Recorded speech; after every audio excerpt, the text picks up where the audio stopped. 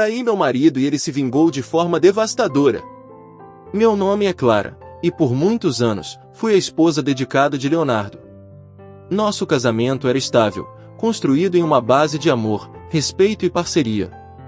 Pelo menos, era assim que eu costumava ver. Mas com o tempo, algo começou a mudar. Não sei dizer o momento exato, mas a distância entre nós foi se formando gradualmente, como um abismo invisível que só ficou claro quando já era tarde demais.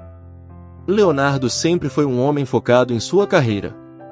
Eu admirava seu compromisso com o trabalho, mas à medida que ele subia na empresa, o tempo que passávamos juntos diminuía.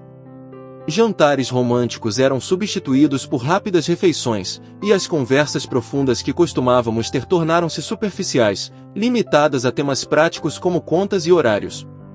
Ele estava sempre com pressa, sempre preocupado, e a cada dia parecia mais distante, como se o Leonardo com quem eu me casei estivesse desaparecendo diante dos meus olhos.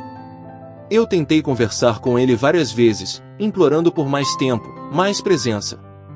Ele me ouvia, dizia que entendia, mas logo voltava ao celular ou às reuniões intermináveis.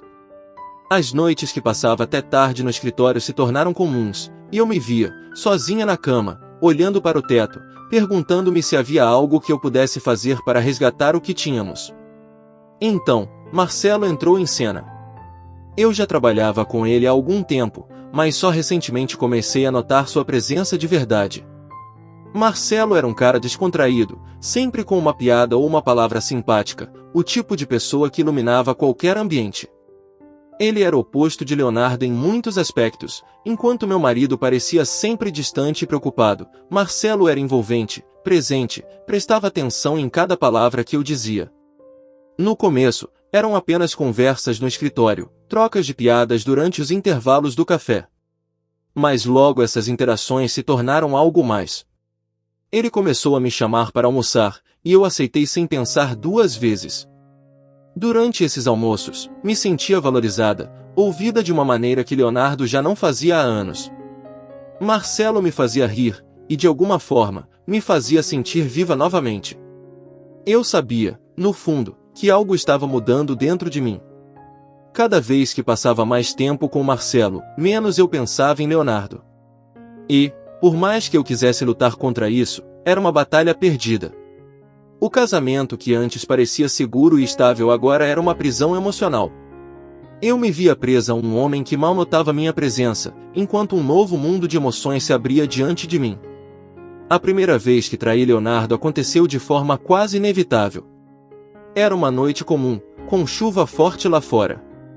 Marcelo me convidou para um vinho depois do trabalho, e eu aceitei, ciente do que poderia acontecer.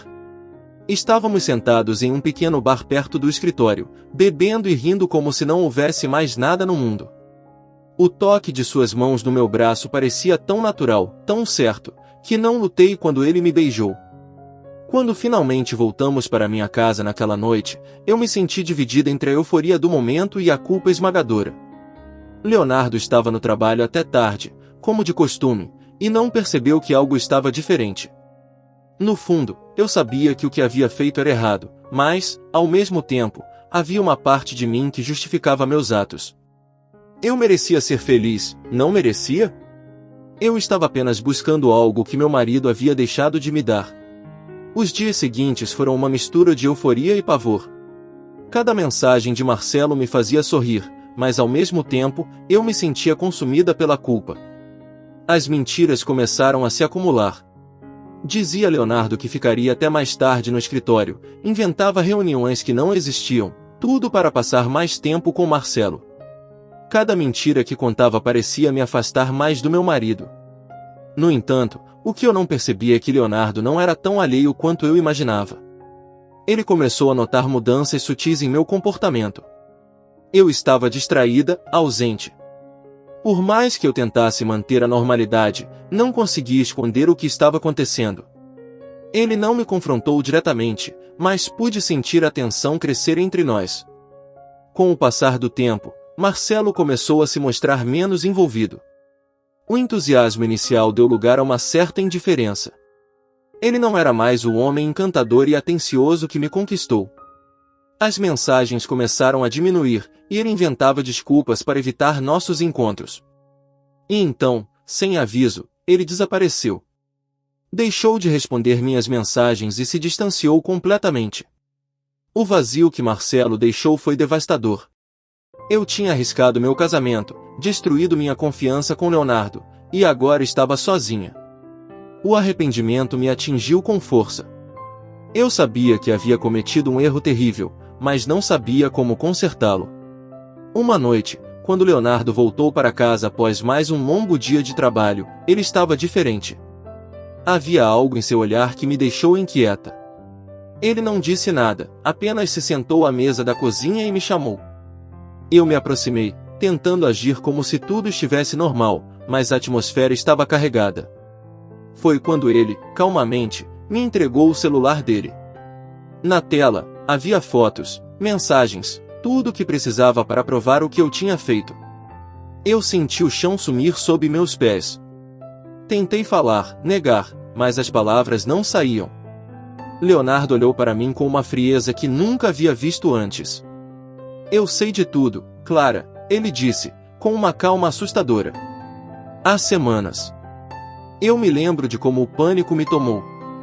Tentei explicar, dizer que foi um erro, que tudo havia acabado, mas ele não queria ouvir. Leonardo estava decidido, e naquele momento, percebi que não havia mais volta. Ao invés de me confrontar imediatamente quando descobriu a traição, Leonardo optou por uma abordagem diferente. Ele planejou sua vingança em silêncio, com uma frieza calculada.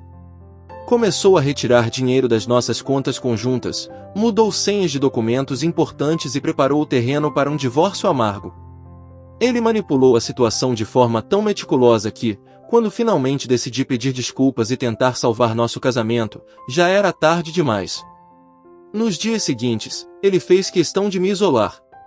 Amigos em comum foram influenciados contra mim, ele se certificou de que eu não teria apoio financeiro ou emocional.